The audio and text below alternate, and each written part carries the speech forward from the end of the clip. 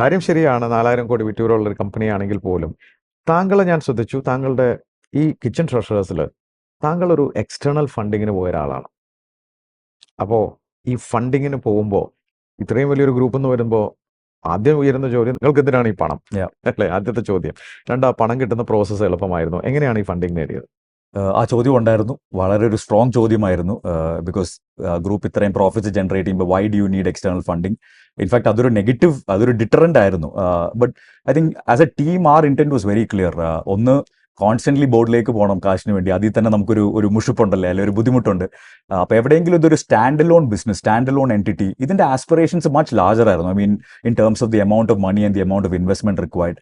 അത് ക്രിയേറ്റ് ചെയ്യാനും, അപ്പോൾ ഒരു സ്റ്റാൻഡ് ലോൺ ആസ്പെക്ട് ക്രിയേറ്റ് ചെയ്യാനും, പിന്നെ ആ ഒരു പ്രൊഫഷണൽ എൻവയൺമെന്റ്. ഇൻഫാക്ട് ഒരു പ്രൈവറ്റ് ഇക്വിറ്റി ഇൻവെസ്റ്റർ വരുമ്പം how your thinking changes, how your reporting changes, then it's not അതൊരു ഇമോഷണൽ ഡിസിഷൻ അല്ല. It's all very logical, rational decisions ആണ് എടുക്കുന്നത്. അപ്പോൾ ആ രണ്ട് ഇന്റന്റ് കണ്ടിട്ടാണ് ഫണ്ട് റേസിന് പോയത്.